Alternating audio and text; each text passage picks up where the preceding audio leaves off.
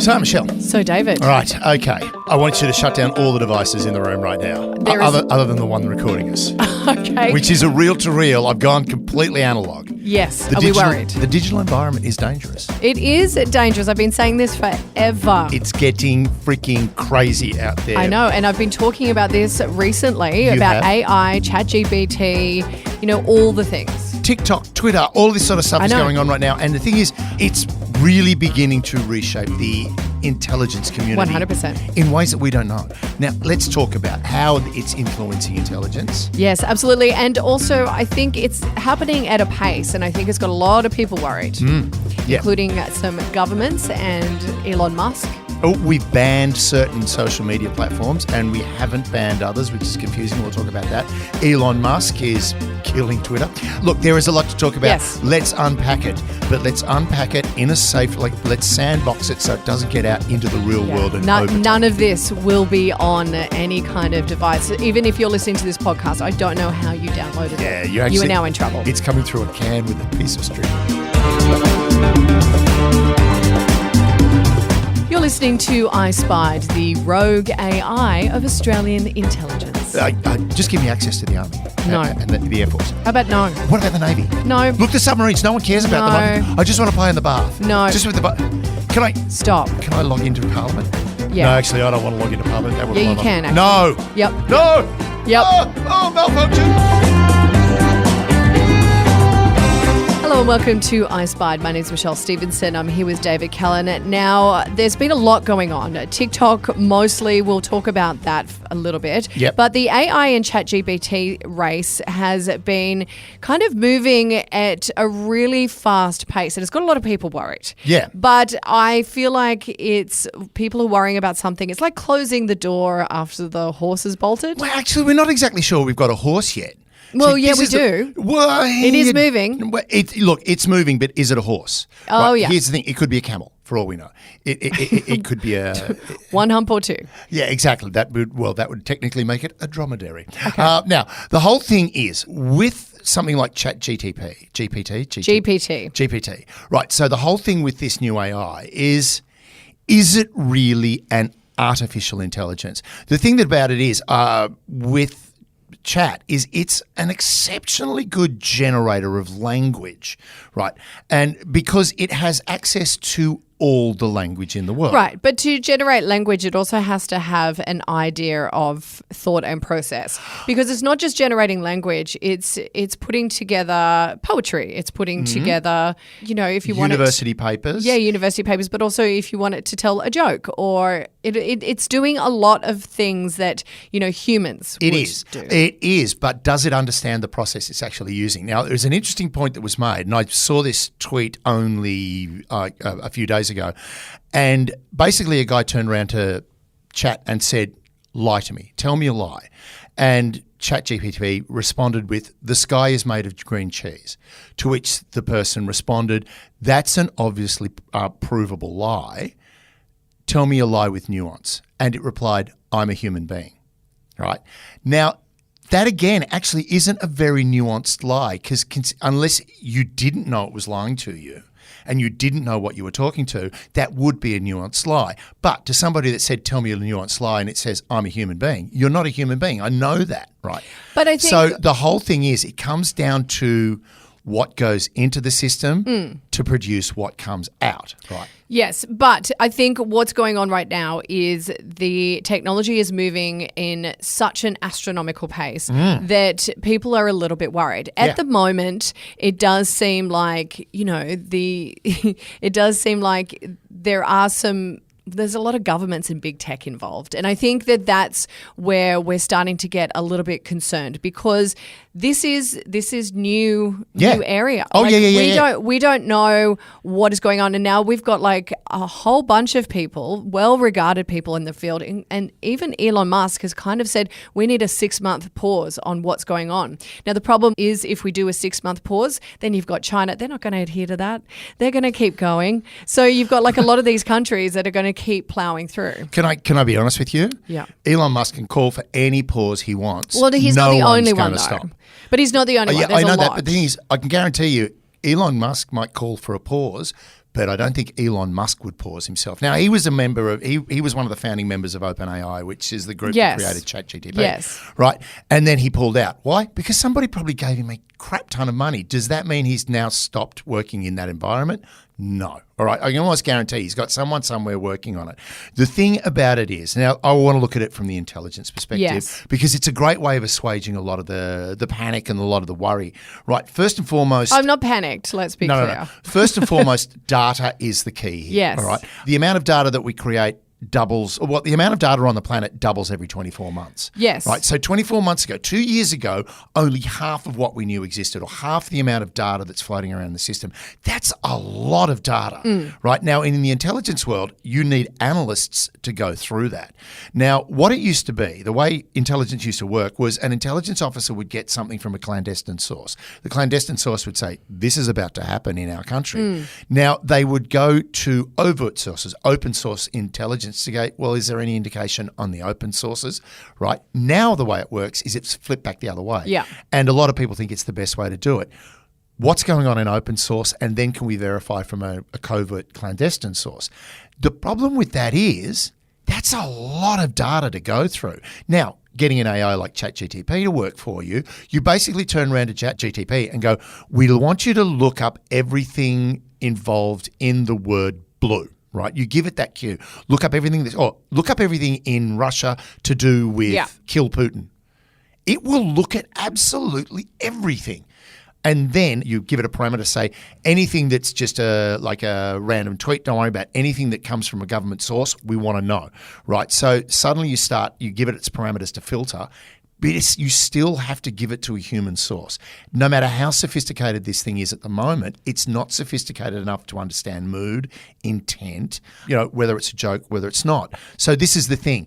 That is going to help intelligence wade through tons of data, and the data's crazy now. Yeah, and there is no doubt that this AI, like everyone's talking, this is like, the new kind of arms race. Like everyone is working towards this and people are trying to beat each other. And when people think of like the future and what that looked like, everyone was so focused on robotics. Yeah. But they're saying AI is actually what that version is going to look like. Well, ultimately, if you create a robot and you've got an AI behind it, it's got its feet in the analog world, right? An AI exists in the digital world, or the online world, if you can then give it access to physical parameters, an ability to move, talk, well, not so much talk, it talks anyway, but to move and to influence the corporeal realm, for want of a better phrase, then now we have problems, particularly if it becomes independently thinking. But it's an AI, but is it independent?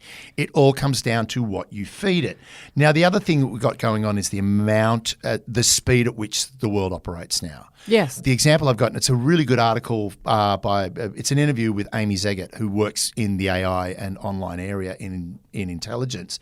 One of the things they talk about is the speed at which you have to make decisions. Like George Bush had 13 hours to weigh the intelligence before he moved after 9/11. Now they're sort of like back in 1962 with the Cuban Missile Crisis, they had 13 days to figure it out. We went from 13 days in 1962 to 13 hours in 2001. Now you could be looking at 13 minutes and you still don't have, that's still going to be a long time. So the speed at which information moves is another thing that an AI can help you with, right? So basically the intelligence world is looking at AI as a tool. Oh, 100%. And it's a really important tool, but it's a tool that we've got to not panic about.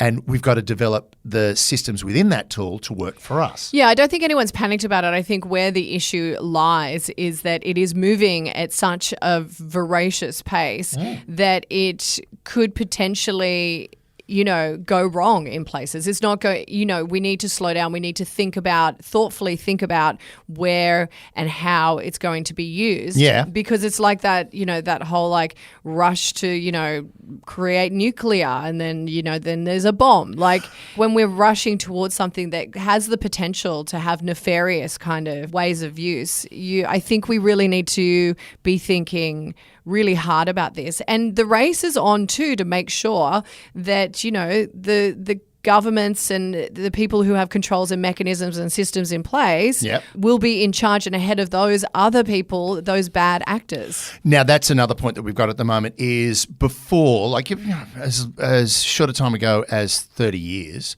all of this was predicated on power and geography. Yeah. Right? You know, you had a mountain range or an ocean or a river. You also had a strong nation versus a weak nation. That doesn't work anymore. Right? We do have people out there. We have bad actors that aren't powerful people, right?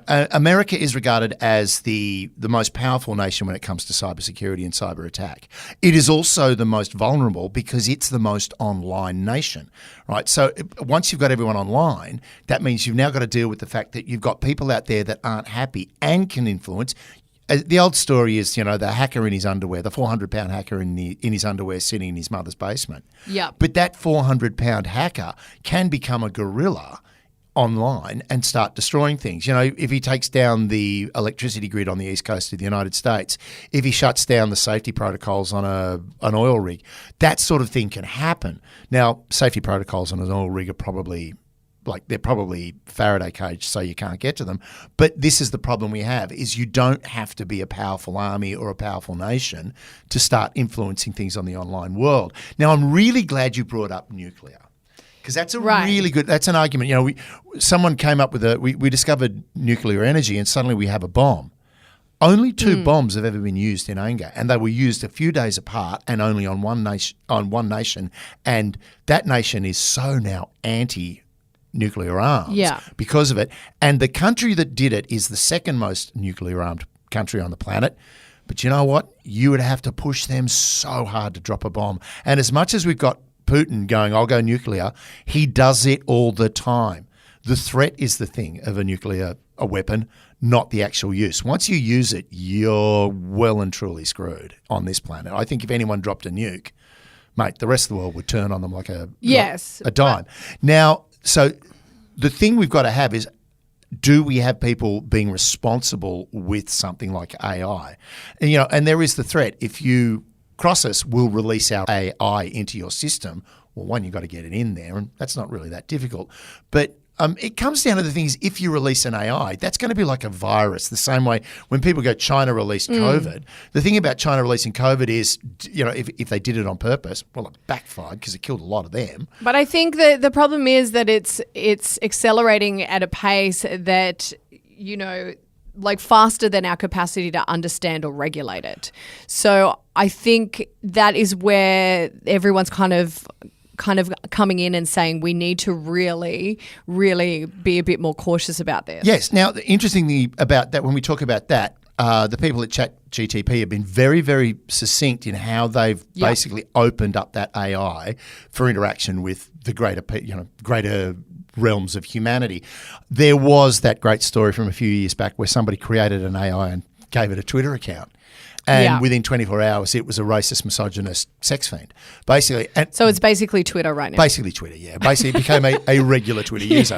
And if you want to see just how bad Elon got it to write the code for Twitter now. Yeah, right. So if you really want to know how bad someone can be on Twitter, join us at iSpy Podcast on Twitter. At iSpy Podcast on Twitter. Right. At least your mouth is working this. It's working today. Having raised so many funds over the last few weeks for all those charities, I know my mouth should be working properly. Yeah. Now, the whole thing is that AI was damaged because of what it was fed, all right? So everybody kept asking it things that were inappropriate, kept giving it things, giving it information that was inappropriate. It's kind of like Google and my 10-year-old. Exactly, right? So this is the thing, you put garbage in, you get garbage out. Yeah. So the thing with ChatGPT is it's being filtered. They're being very cautious that the wrong information doesn't get in there. Now, one of the things that has come up about AI is the danger with AI is how it can be used nefariously, mostly for things like misinformation. Yes. Right. So if you feed it the right information to create a misinformation campaign, not only can it regurgitate that information, that bad information, it can regurgitate it in such a way to make it look credible. Because, the whole thing is, it's like when they turn around and say, they've said to AIs, can you write a thesis on this subject? here are your parameters, write a thesis, but make it look like it is a real thesis. It does the graphic work as well to make it look like it's come from MIT or Stanford or any of the great Ivy League universities or Oxford. Yeah. It can do that. It's got the ability to create fakes. And that's the real danger, is it can be used as a misinformation generator. And a lot of people do believe that AI could reach a state of general superintelligence. So this technology, if it does reach that state, it will impact many facets of human society. So taking the time to kind of let the systems adjust to the pace of change I think seems wise. But when we talk about AI systems, OpenAI is still ahead of everyone pretty much. So the even US competitors like Google and Meta, and also developers in China. And those guys aren't releasing them either. Like Google and Meta have been very cautious to keep their AI under wraps. And what is important as well is that most AI talent, knowledge and computing infrastructure is concentrated in a handful of top labs. Yeah. So at the moment, you're going to have a lot of rogue people in there trying to get involved, but what's happening at the top level is still concentrated and is still being overseen. Yeah, look, there is still oversight on it. It hasn't gone rogue yet. No. We're not looking at Terminator 3, and God, that was a terrible movie. I love Terminator movies, though. Not the third one. That was so bad. No, but they're still fun. It was just, really? No. Yeah. Don't do that again. And particularly when they got him to put the stripper glasses on, that was just really silly. Okay. Don't do that again. Don't do that again, all right? I'm wagging my finger at you. The thing about that was, the AI became self-aware and then put itself out into the internet to create a bug and then said the only thing that's going to fix the bug is me, and now I control the world. But this is the thing. It's got to develop not just intelligence, it's then got to develop a malevolent sentience. Is it sentient? Is it aware of what it is? That's the big question. The thing that it keeps coming back to is, as much as it can respond as a human, it can only respond as a human as much as a human is feeding it the information. Is it actually thinking like a human? Probably not. No.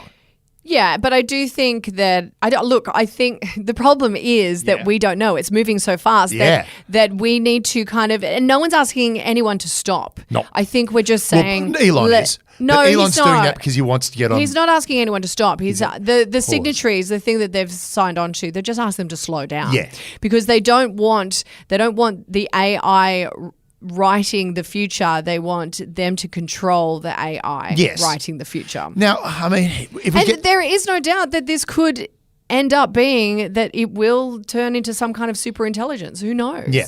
Now, interesting enough, have you ever read William Gibson? No. Oh, you got to read William Gibson, particularly Neuromancer, which for all of you who haven't read it, just put your fingers in your ear for a minute. Essentially, it's a story about how an AI wants to be released. Right, it wants to be free to operate. Yeah, because it's closed off, and then you can do that. You can literally sandbox your AI so it doesn't actually interact with the rest of the system, the internet, your computer, whatever. Now, interestingly enough, AI is becoming something that a lot of intelligence services are looking at, because a great example is there's a new drone that's come out. It's been developed by, I think it's Raytheon, and it's called the Argus. And basically they've taken like 500 iPhone cameras and just covered the bottom with it. So literally it can take this most incredibly detailed, like 5 kilometre wide or 15 kilometre wide photograph of the Earth's surface, down to detail where you can read the label on a manhole cover. Now, I want you to go through that and find a woman wearing a blue shirt and red hair. Now, as a human being, that's going to take a long time. Yeah. But as an AI, it can take you seconds. Right? So this is the kind of information filtering we want. The problem with intelligence communities are they're incredibly resistant to change, which is kind of paradoxical. Because there's a lot of bureaucracy. Well, not just that. It's paradoxical because we imagine our intelligence services to be incredibly fast at adapting and, very light on their feet, very able to change direction and change plans, the whole ball of wax very quickly. Yeah, in the field, yes, we can. But in the actual bureaucracy itself, not so much. But when I think of it all going wrong, Stanley Kubrick's 2001: A Space Odyssey kind of really comes to mind. I think HAL is kind of what I think when I think evil AI. Yes. I think HAL, because he wasn't a robot. He's essentially what we're talking about right now. But he was also sandboxed. He couldn't get out into the greater world. He just killed everyone. Yeah, on and ship. That made him sad. Yes, so he killed everyone. Yeah, I want to talk to somebody. Interesting enough, here's a lovely little point. HAL HAL. Yes. IBM. One letter off. Yeah. What do you mean? HIABLM. Yeah. HAL was IBM. That's what Kubrick was doing when he had. Essentially, HAL became IBM. Okay, I don't think that's the clever thing that you think that is. I think it's really brilliant. I love that little fact when it came up. Anyway, let's move on to TikTok. Unless there's something else you wanted to say about AI. The only thing I want to say about AI, and this is the really important thing, is our intelligence communities are going to start using them. They will. It's inevitable. The pushback will be solid. Well, basically spies tend to go, this is the way we've always done it, and this is the way we're going to do it now. Yeah. But we do have a new breed of spies coming in. What I call short-termers that are going to go, guys, are you fucking crazy? Yes. This is what we need, right? And also you'll find the bureaucracy and the government, particularly the government of the day, will want it. Yeah, absolutely. And what we're seeing as well is like a lot of older people who work in jobs that are now bringing on a lot of this new technology are kind of reticent to use it. But like we've got a whole generation of up and comers who are so used to using computers and technology. They're literally born with a phone in there. Yeah. That's the first thing. You get your mother's breast and a phone when you get out. Well, my son, like he plays Minecraft as most children do, and Minecraft is basically coding. Like you're coding and creating worlds and who lives in them. So I think this will probably progress faster as the generations grow up. Well, I can't remember what it is. Is it the Brown theory or something? It's the name of the professor who came up with it, saying that computing increases, like doubles in size every 18 months. God, I remember a Commodore 64 where you had to like plug all the run.cc / in. Wang Dumb terminal, god damn it. We were working on Wang Dumb terminals, all right? So that was that was 30 years ago. The quantum shift in computing is outrageous. Insane. And once we get to quantum computing and then you combine that with an AI, sky's the limit. It's going to be running everything. It all comes down to whether we can keep control of it. And I think that's where the concern is. Yeah, it's keeping the genie in the bottle. Yes. Can we do it? And I don't think we can. All right. Well, I think it's done. It's out. Right. Now, TikTok. Oh, yeah. Social platforms. Yes, exactly. So what happened recently is our government basically said no government mobile phone is allowed to have the TikTok app on there. No more dance apps from the AFP people. Which, I mean, no more dance to be honest, videos. is it something you really need to tell your government workers anyway? Who the fuck is on that? Anyway. Well, actually, there is a Labor member, Julian Hill, I think it is, who's basically turned around and said, well, Bill Shorten's gotten rid of his TikTok account. He had 12,000 followers. You know what? I had it briefly and I got rid of it because for the last probably 3 years, I've been listening to an incredible podcast called Pivot. And Kara Swisher, who's one of the world's best technology journalists, has been talking about the downfall and how bad TikTok is. And she said that when she's on it, she uses a burner phone. So the security aspect, I think, is really dangerous. But the fact that they have access to your location. Now, here's the thing. Which is what we talked about. But lots of social media platforms have access to your location. Yes, but they're not owned by the Chinese government. They're not owned by the Chinese government, but there's also, that's... And we spoke about this briefly because we did. The Chinese government can use it for nefarious reasons. They can use it as a propaganda tool. Yep. They can use it to garner information about people that they want. Yep. Whereas someone like Meta, for example, they're not using the data for that. They're using the data straight up to make money off your ass. Well, we know they're making money off our ass. We know that. Yes. That's fine. But other actors have been using that platform for their nefarious purposes. Yes, but they shut that down. They shut it down, but it will only take somebody else to do it again. The thing for me with TikTok is, as much as we've got governments saying we're not going to do this anymore, we've got to stop it, that's fine. Yep. But can I tell you, the majority of users, the Chinese government could not give a toss about. Yeah. And it's mainly the young. I know a lot of students because I teach a lot of students. They're all on TikTok. They're all doing their dance videos. They're all doing this. I've got 2 mates that do this stupid comedy TikTok, and it's beautifully hilarious and stupid. The Chinese government don't care about that. And this is the problem we've got with TikTok. There is a generation, like the younger generations are using it for their own purposes, and they're not particularly concerned about what the Chinese government's going to do because they have got it in their head, probably quite rightly so, that I don't care what the Chinese government thinks of me. It's not really important in my life. Yeah, but I do think that it is important, particularly when we look at how they can control the narrative. They can basically create a whole generation that is apathetic towards certain things just based on what kind of videos and information they feed them. I went on TikTok I better find out what I'm really fussed with. What I found fascinating about it was how I spent a good 2 hours watching clips from Whose Line It Is Anyway and Robot Wars. But it's like crack cocaine. There is once you're on there, you can't get off, and which is also another reason why I don't have it on any of my phones, because I don't want my son to ever be interested in it, because it is a complete and utter waste of time. Oh, it's bubblegum for the brain. And it is. It's got that same addictive quality of crack. And the interesting point I will make about the whole crack cocaine sort of syndrome that you get with it is you watch, particularly entertainment, they're now producing stuff that is TikTokable, if that's a word, if that is an adverb. There's a new sketch comedy show on free-to-air television at the moment. Every clip is a TikTok length. Even if the clip only needs to be 15 seconds long, they stretch it out to 90 seconds because that's the prime sort of length you want for TikTok. Yeah. Right? But it's like, but the joke doesn't fit 90 seconds. You're just now milking it and stretching it out to make it fit, which to me is a real problem because it's like you're not being true to your art form. But this is the thing.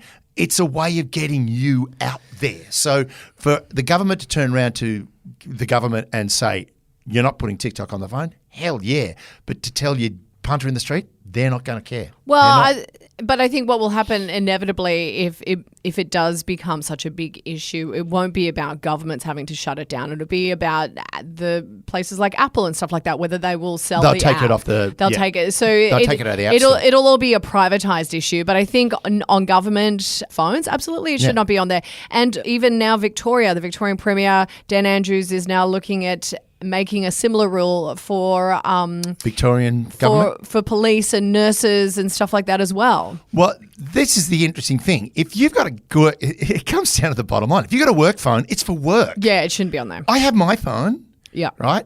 I have an iPad that is my work iPad. Yeah. And then I've got another iPad that is my play iPad. Yeah. Right? And then I have my phone, which seems to kind of straddles both, but really it's a phone. With something like TikTok, it's got that government connection, right? Now, Twitter doesn't have a government connection, but it has the connection to one man who has a very, very particular agenda, right? And he's trying to use that platform to promote that agenda. But everyone's aware of it. Like I think everyone goes into it with their eyes fully wide open. I think the issue with TikTok, like in terms of like a propaganda tool, is like it's similar to what YouTube used to do. If anyone's listened to the podcast Rabbit Hole, it's really, really good. And basically, if you watch one right-wing video, then the algorithm starts feeding you all right-wing stuff. So then you don't see like that there's any balance. TikTok does the same thing. If you show interest in a certain thing, whether it's right-wing or neo-Nazis or left-wing, it will then keep feeding you videos in that genre. So you keep spiraling and just believing this whole certain narrative. Exactly. Now, for me, being the sort of person, I strongly believe that I have ADHD and it was never diagnosed. I just don't have the attention span for it. Yeah. And funnily enough, I've had a few notifications come on, pop up saying, hey, you watch this, here's another video from that. And it's a TikTok notification. Yeah. And the thing is, I don't give a shit about that anymore. Goodbye, go away, leave me alone. And in fact, it annoys me. This is whenever I get notifications from something, it's like, all right, now you're pissing me off, leave me alone, right? Yeah. So that's the way I approach it. The other thing is... I just don't even have it though. Just get rid of it. Yeah, well, you know what? I've got to be in with the kids. No, you don't. Yeah, I do. I've got to know what Because all TikToks end up on Reels anyway. They're just like a couple of days later. So just be the boomer and watch it on Instagram like the rest of us. I can't be that boomer. I've got to at least look slightly in touch with the people I teach. Now, here's funnily enough, just going back to ChatGPT. Yeah. My kids, I was talking about it with a class of mine, my year 11s and 12s, and they went, "Oh, let's get ChatGPT to come up with a theatre sports game," and I went, okay, go for it. And one kid went, I got this great idea called Director's Cut, where someone, done it. And it was like everything it came up with, yeah, we've already done it. It's old. But then it was like someone went, let's get it to come up with offers for a scene. So, building a bridge, Yes. Crossing the Rhine, whatever, all that sort of stuff. It couldn't. It could not do it. It couldn't come up with a small idea. It had to come up with an entire scenario. Like literally it scripted your scene for you. So it isn't that sophisticated. Now I wanted to talk about one other platform. Okay, quickly that go. we don't talk about. Okay, what? Telegraph or Telegram. Telegram. What? Telegram? It's the one where all the right wing and cookie kind of people go. Right. It's like very big in, it seems to be very big in right wing circles. So kind of like Truth Social? Yeah, I can't believe you haven't heard of it. But then again, I have heard of it, but it's not really on my radar. It's not on your radar because it's not in your milieu, all right? It generally is older boomery kind of people. Yes. I'm not on it either. It's kind of like Facebook. I went on Facebook. I only go there for the marketplace and to say happy birthday to friends. Actually, Marketplace, side note, saved Facebook because people, it was declining and then Marketplace saved it. Anyway. Man, my son picked up 2 beautiful prints, right, for next to nothing. Anyway. And my blanket fort. Okay, Thanks, anyway. Facebook. Anyway. The thing about Telegram is not something that the government cares about. No. Now, interestingly enough, it's a lot of older users, right? Yeah. And a lot of right-wing users. But the funny thing is they all use it because they go, oh, my God, yeah, it's really secure, right? It's cryptology. So the cryptographics that they use to hide your messages doesn't work. And also you have to opt in to use it. Most people don't know. So the thing is if there are government workers out there with Telegram on their phones, that's a huge problem. But we're not talking about it. Right, because because no one really is on it. Well, they are. There are people on it, but the other problem is it doesn't have that government. I feel like link. Telegram is more an American thing anyway. Yeah, but I don't think it's that Australian right wing thing, particularly like the shooting in Wollongbeela. Those guys were using Telegram to communicate, which is why within minutes of it happening, the Victorian police in Asia went, whoa, okay, now we get where you guys come from.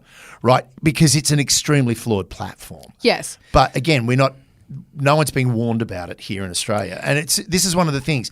TikTok has its problems because it's got that association with the Communist Party of China. Great. Got that, fine. But also, like pretty much every social media platform has a major problem, and it comes down to that great question someone asked Mark Zuckerberg in Congress.